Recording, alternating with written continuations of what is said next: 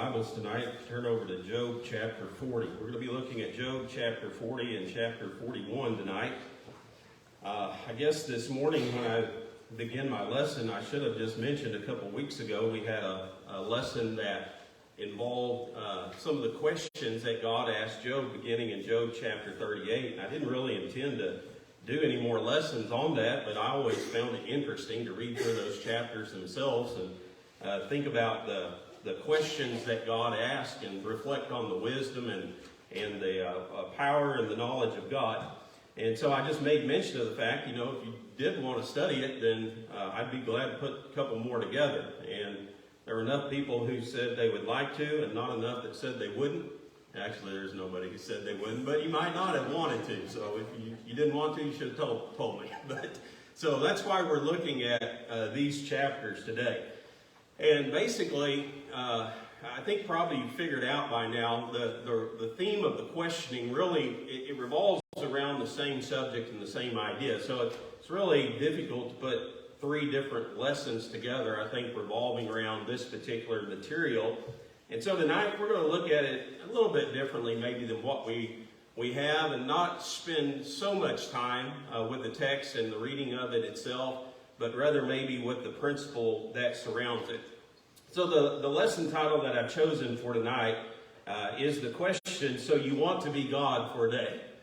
Have you ever thought about that situation? Have you ever thought about the idea, well, if I were God, then this is the way that I would do things, or this is the path that I would have chosen for mankind, or even this is the way that I would have created man and made him to be.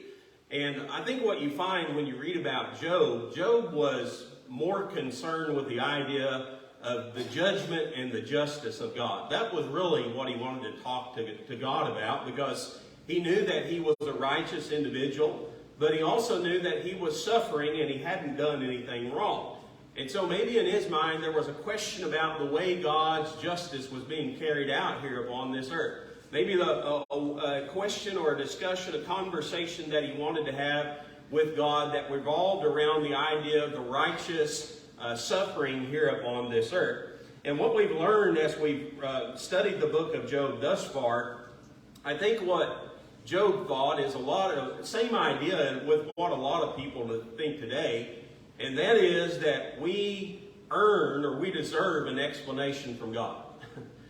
Somehow I think in our minds we think, well, God needs to explain things to us, or God should explain things to us, or he owes us an explanation of some of the things that have happened here upon this earth.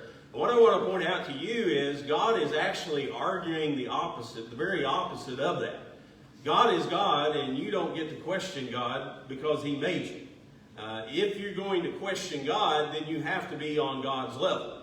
And in fact, Lord willing, next week, we're going to look at a lesson that involves the idea, it revolves around this same subject, but involves the idea of Job after God asked him all these questions. I think he finally understood his place in life. And that's what we have to do as human beings too. But I think of the presumption, the idea that God owes us an explanation, it lies in the presumption that we think that a finite mind, which we have, can understand an infinite mind. And the Bible tells us that the gap that exists between us and God, now God can understand us fully and comprehend us fully, but can we fully understand and comprehend the nature and the character of God? There's no way. There's no way that a finite mind can comprehend an infinite being. And so God points that out in Job chapter 38. Remember in verse 2, he asked Job the question, he said, who is this that darkeneth counsel by words without knowledge? You ever listen to somebody speak words without knowledge? Have you ever asked somebody a question and they don't really know the answer to that question, but they still talk anyway? And what happens when they do that? Well, they just cause confusion, really, right? They don't really get to the point. They don't really answer the question, and it just kind of muddies the water around what you've taught. They might talk about this and talk about that and go here and there, but they never really deal with the question or the subject at hand. And I think that's what God is trying to say to Job too. You've opened your mouth and you're talking about things you don't know anything about. And what does that do? That only muddies the water. It doesn't let you see to the bottom of things, which is God's true purposes. And so God's point to Job throughout these questions has been, if you don't know anything about earthly happenings, if you can't tell me the how about earthly happenings, and you can't tell me the why behind the earthly things, then why are you speaking as if you know the how and the why about spiritual matters, things that lie beyond the realm of comprehension? We know that Job had been bombarded by suffering. He was just things that, when I read about what happened to Job, there's just no way I can ever in my mind comprehend what that would be like to physically endure. We know that he had no control over the things that were happening to him. And so he spoke some words. God calls them empty words. But I'm going to point out he spoke these words, I think, in defense of his ignorance. And I don't say that because I think negatively of Job. I just think when it came to the subject of suffering, like all of us are as humans, we really don't know a whole lot about it. We know what God says, and that's about all we know. And God says this is what you need to know, and this is what you can know, and the rest you're going to have to wait till the end to figure all of these things out. But words are a common defense that men often use against insecurities or ignorance. Is it unfair to go to somebody when you ask them a question and they don't answer the question, but they just keep on talking and dance around all the subject? Is it unfair to tell them you talk too much? Because that's basically what Job did to God, or God did to Job, right? He said, Job, you're talking too much about things you don't know anything about. And so you need to be quiet, and I'm going to teach you a lesson. I'm going to let you understand where I'm coming from and the point that I'm making. And so maybe you're not going to grasp this idea of suffering, but maybe you can grasp this idea that I know what I'm doing, and I'm in control, and I'm taking care of everything in the world today. When you go over into Job chapter 40, God, of course, adopts Job's tactics of asking questions. And so he comes down to the level of Job. Job wanted to question God, and so now God is going to question Job. And what he says, if you look in chapter 40 and verse 7, he says, get ready to answer me like a man. When I question you, you will inform me. In other words, God is telling Job, get your big boy britches on, because now it's time to answer the question. I'm going to ask you a question, and then you're going to tell me the answer. God didn't say you're not going to get a free pass on this one. And what you'll notice is, as we've read from chapter 38 into chapter 39, God hasn't given Job a chance to answer any questions yet. It's just like God asks a question, immediately asks another question. It's just question upon question upon question. And so God is trying to push the knowledge and the wisdom of Job to its outer limits. And he's telling him this idea, surely you know this, or surely you can do this. And if you want to question me, surely you have some kind of wisdom or some kind of knowledge in order to be able to question me. Well, when you get over to Job chapter 40, what you'll find there is that God pauses for a moment. He actually allows Job to speak. And I just want to read you a couple verses here, going back to verse 2. It says this, God is speaking to Job. This is Job 40 and verse 2. Shall the one who contends with the Almighty correct him? He who rebukes God, let him answer it. In verse 3 it says, Then Job answered the Lord and said, Behold, I am vile. What shall I answer you? I lay my hand over my mouth. Once I have spoken, but I will not answer. Yes, twice, but I will proceed no further. In other words, God says, okay, now, Job, it's your turn to talk, and I want you to give me an answer. Be a man. You're going to have to be a man here. Gird up, buck up, and give me some answers to these questions. And what Job confesses is, he says, I can't answer any of those questions. I can't tell you. I don't have the slightest idea. I opened my mouth. I should have talked. But as far as giving God any answers to those questions, he doesn't. And so what's interesting to me when you read the rest of chapter 40 and chapter 41, it's almost like God just ignored what Job said. It's almost like God is, you interrupted me here, Job. I wasn't done talking yet. And he just kind of goes back to asking Job these questions that he had been asking him before. But if you notice the issue in chapters 40 through 41, it doesn't revolve around the power of God now, but it revolves around the idea of the justice of God. And that's really what I think Job was questioning. How can a just God allow righteous men, innocent people, to suffer here upon this earth? And so here's what God says. If you go down to Job chapter 40 and begin in verse 8, again tonight I'm going to be reading from a different version, not the King James Version. This is the Message. But I think once again, as I read through, you'll understand why I'm doing it. Verse 8, he says, "Do you presume to tell me what I am doing wrong? Are you calling me a sinner so that you can be a saint? Do you have an arm like my arm? Can you shout in thunder the way I can? Go ahead, Job, show your stuff. Let's see what you're made of. Let's see what you can do. Unleash your outrage. Target the arrogant and lay them flat. Target the arrogant and bring them to their knees. Stop the wicked in their tracks. Make mincemeat of them. Dig a mass grave and dump them into it. Faceless corpses in an unmarked grave. I'll gladly step aside and hand things over to you. You can surely save yourself with no help from me." You see, Job is questioning this idea of the justice and the judgment of God. Is a just God going to allow righteous people to suffer? Can the judgment of God be correct? And people who are innocent here upon this earth still have to endure bad things. And basically what God is telling him is, Job, why don't you take my place? You know, if you want to be God for a day, you just step up here and you fill my shoes, and I want to see you judge the earth. I want to see you execute judgment upon the entire earth. And so if you have the strength, or you think you have the strength of what it takes to judge sinners, you just go ahead and you start judging it.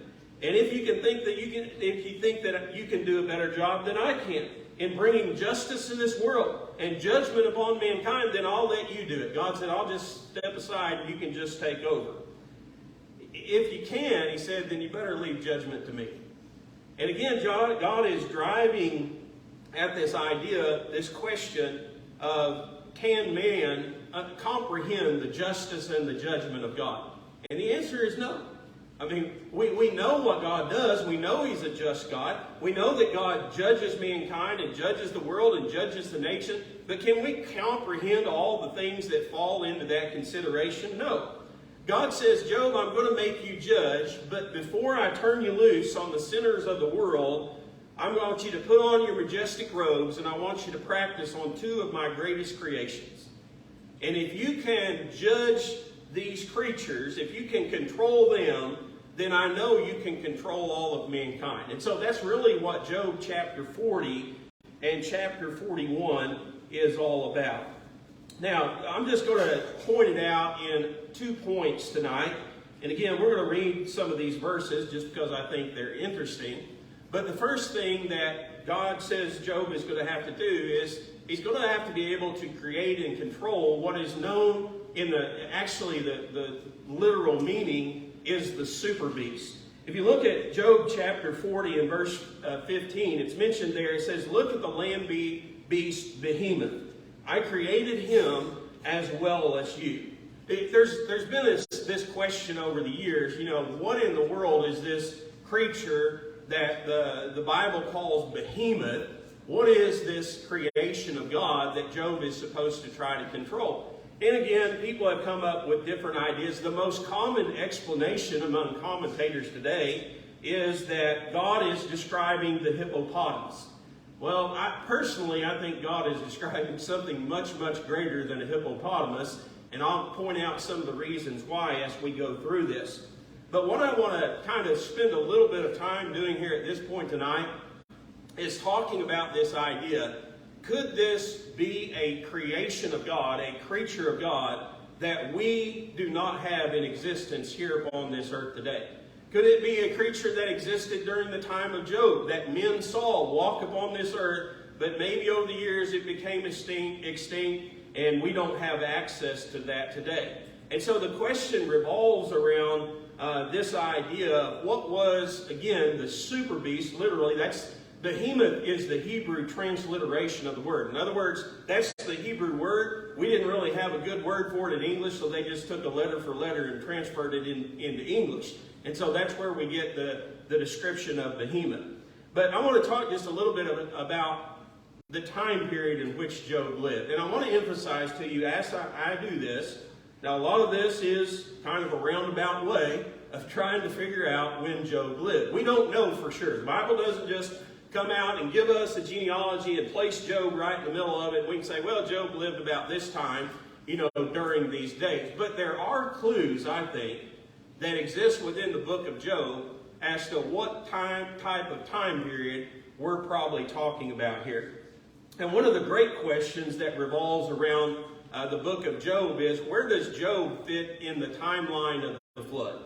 Was this a character that was before the flood, or is this an individual that lived after the flood? There's a couple of interesting verses here in Job chapter 22, where one of Job's friends, again, is speaking to Job, but he makes mention of this fact. Notice in verse 16, he says, "Hast thou marked the old way which wicked men have trodden?" He's talking about this way in the past that wicked men walked down. And what happened to these wicked men? In verse 16, he says, "Which were cut down out of time, whose foundation was overflown with a flood."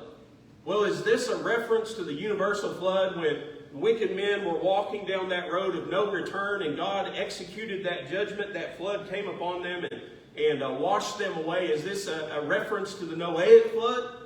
It seems to me like it is. Now, you could make the argument, maybe he's just talking about the idea that the judgment of God came upon him like a flood. Well, you could say that. But to me, the thing that makes the most sense would be the universal flood, the Noahic flood, had already taken place. And so it's my opinion, I want to emphasize that again, it's my opinion that Job lived after the time of the flood. Another interesting tidbit of information that we gather from studying the book of Job is we have a general idea of how long Job lived here upon this earth. We have a general idea of his lifespan. And I say a general idea because we're not given exact numbers once again. But when you go over to Job chapter 42, what we learn about all this, and this is, Lord willing, going to be Sunday night's lesson when we study next week, the end of the Lord. What happened to Job in the end? Because that's really what we probably remember most about the story of Job. And as you're reading down through there, what you'll find in Job chapter 42 is that God gave Job, in the end, twice as much as he had of all the things before. So you read down through those verses. Again, if you turn over to Job chapter 42 and you look toward the end of the chapter, you'll read about in verse 12, he had 14,000 sheep. Well, when we pick up about Job in Job chapter 1, he only has 7,000. And he had 6,000 camels. Well, in the beginning, in Job chapter 1, he only had 3,000 camels. So in the end, the Lord blessed the latter days of Job more than in the beginning. In fact, if you go back to verse 10 I mentioned, it says, "Indeed, the Lord gave Job twice as much as he had before." So you have this principle in action. This is what Job had before. He received twice as much as what he had before. Now, why is that interesting? It's interesting to me because when we get down to verses 16 and 17, we read a little bit about the lifespan of Job. And it says this, after all these things happened to Job, Job lived 140 years. And he saw his sons and his sons' sons, even 4 generations. So Job died being old and full of days. 2 things that I want to emphasize to you. After everything that happened to him, we know that Job lived for 140 years. The second thing is found in verse 17. He did not die prematurely. In fact, the Bible says that he died about what would have been the life expectancy of a man that day. He died being old and full of days. That's what that statement means. And so he lived a normal lifespan. Sometimes when we read about the book of Job, I'm inclined to think, well, maybe he died early because of all the things that happened to him and all the sickness and disease that he had to endure. But the Bible says no. He was old and he had his full days here upon this earth. So the question becomes this. We know how long Job lived after these things happened to him. How long was he alive before these things happened to him? Well, again, I want you to think about the formula. And the formula that you read about in the book, he had this before, God doubled it afterward. And so if that's the same case with his age, then we would say that these things probably happened to Job at some time when he would have been around 70 years old. Now, you can go another route, another direction too, And you can read about his children, and what's interesting in the case of his children is God didn't give him 20 children, he gave him 10 more. And some people say, well, he didn't, his 10 original children were still alive. You know, we don't really die like animals die. They cease to exist, but they were still in existence, and so God doubled his children. So you could make the case or the idea or the reasoning or logic that maybe he just doubled his age and he was 140 years before and God gave him another 140 years. So what type of age are we looking at in the life of Job? Well, somewhere between 210 years old to 280 years old. That would have been the lifespan of Job. What do I know about that particular lifespan? Well, again, if you go back to Genesis chapter 11, and I'm not going to spend a lot of time in it, but I'll invite you to kind of look at that yourself. If you go back there and look at verses 10 through 27, you'll read the descendants, the genealogy of Shem. Of course, Shem was one of Noah's sons, and what we read about him concerning after he came off the ark, he had a child. He had a son 2 years, the Bible says, after the flood. That son lived, the total that you see on your left, and I don't know if you can see it, I was going through my slides before the lesson this evening. I was trying to see if I could read them back there. I just can't do it. It's too small. But the number that you see on the left, the first number, is the total number of years that they lived. And the number that's in bold is how old they were whenever they had the next generation that you read about in the next point. And so what you can do is you can kind of see a general timeline of the lifespan of man. Well, the first guy that we read about that was born after the flood, Arphaxad, he lived about 438 years. The next guy in line, he lived about 433. The next guy in line lived about 464. And then you have a drastic drop in that fourth generation to where men are only living somewhere in the 200s. So what I'm saying is this: if Job was 210 years old to 280 years old, where would he have fallen? His life, the Bible says, was a full life. He lived to be an old man. Where would he have fallen in this particular genealogy?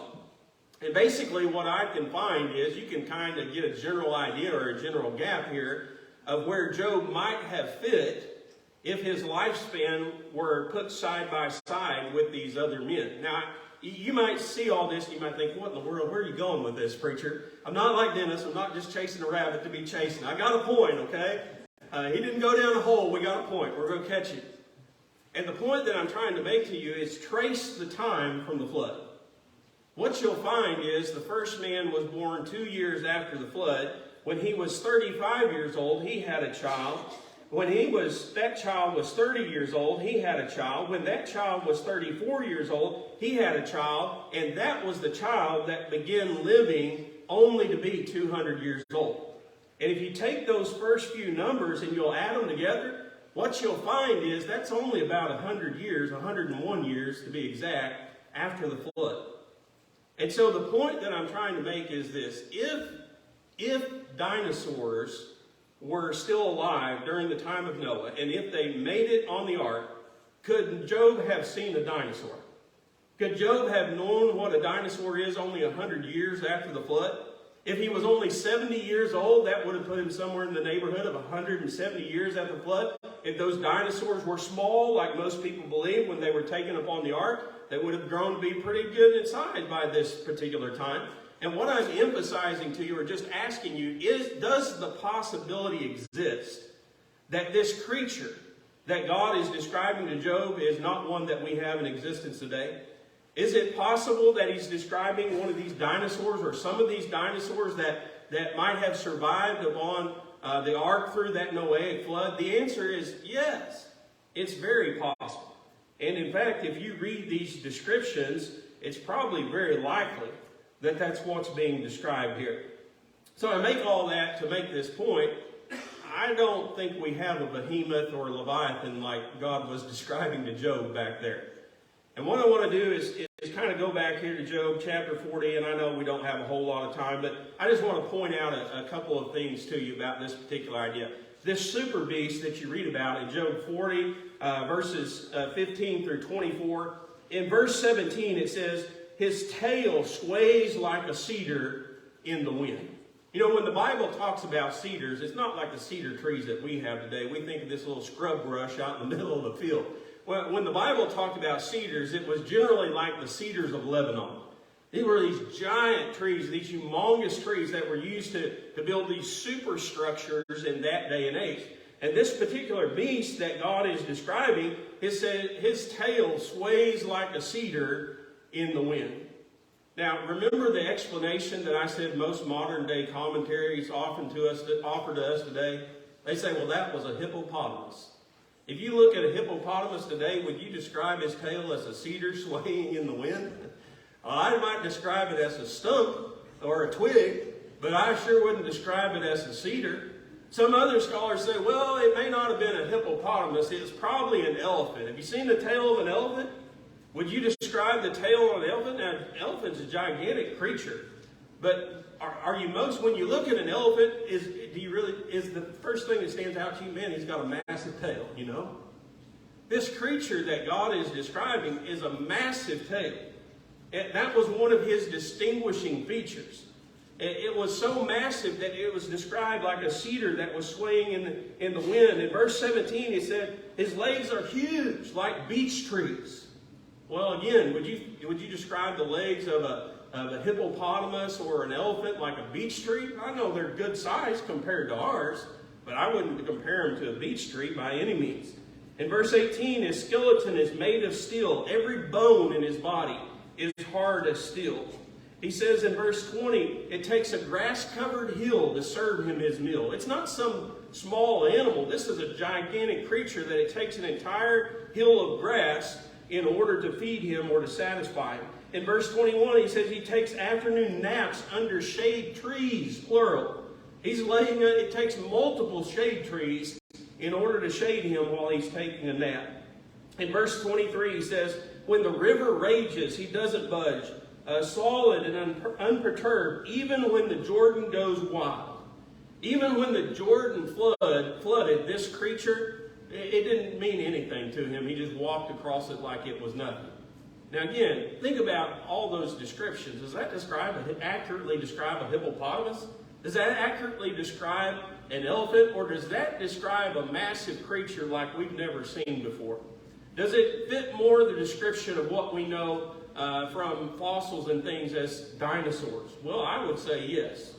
And so I believe probably that's what's being described here to Job. Remember, God is telling Job, if you can subdue and control this creature, then you're able to judge all of mankind. You can put on your royal robes and you can start in right now.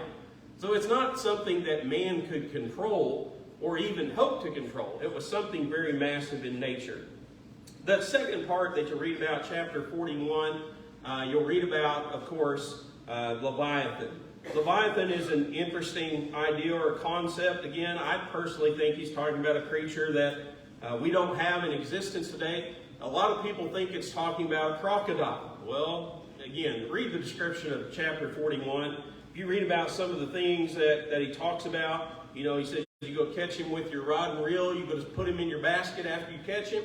You know, is this a creature that you can control in any way? Are you going to play with him like he's your pet? You know, is this something that man had an ability to control? In fact, in verse 6, or in verse 7, he says you can shoot him full of arrows. You can fill him up with arrows like a pincushion, and you don't even hurt him. Could you drive a harpoon? Remember, a whale harpoon. Could you drive a harpoon into his huge head? He said, if you even try to lay a hand on this creature, you're not going to live to tell about it. Well, does that sound like a crocodile to you?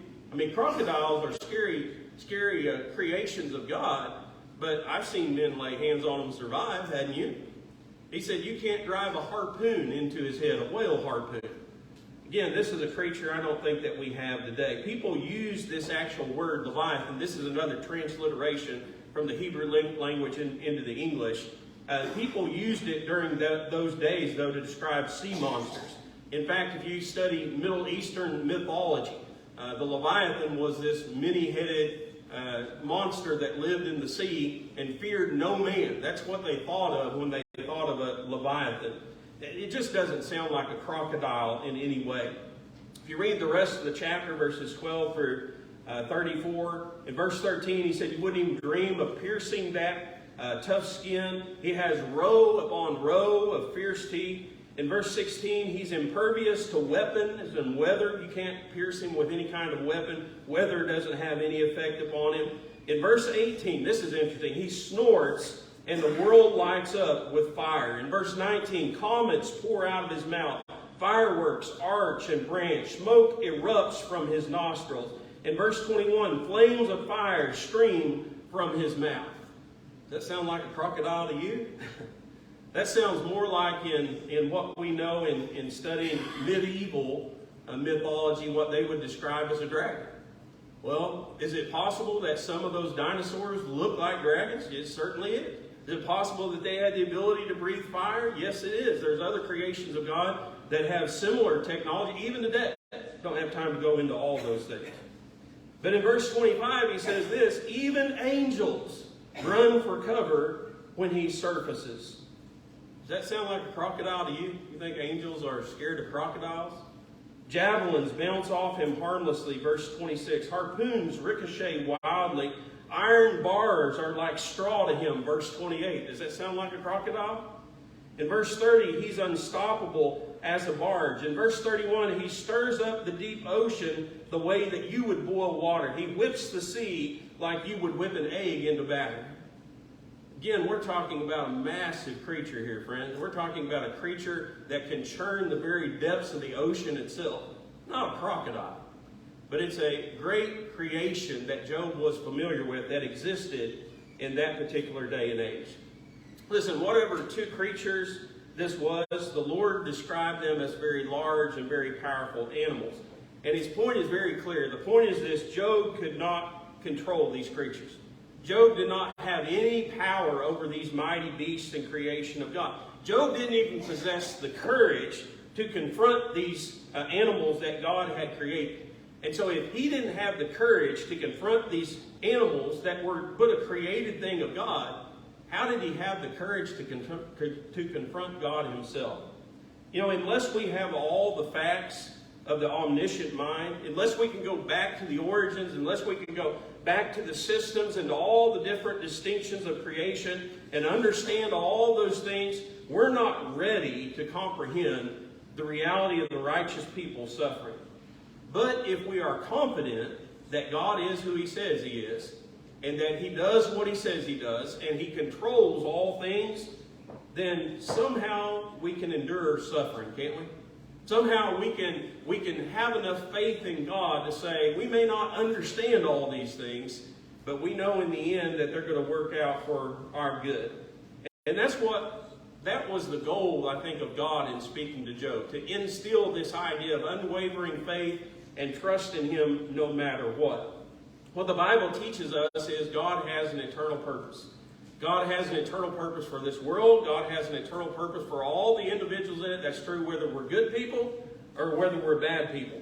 And all those things the Bible says that happens here upon this earth, all these things are going to work together in the end to benefit those who love the Lord. And so I guess in summation of this speech of God, what I'm saying is when we get to the end, we'll understand everything. We'll see the bigger picture of things, but for now, we're just going to have to trust God, even through very difficult times in life. And that's the lesson of the book of Job. It's complete trust in God, no matter what may happen. Maybe there's one here tonight who's never obeyed the gospel of Jesus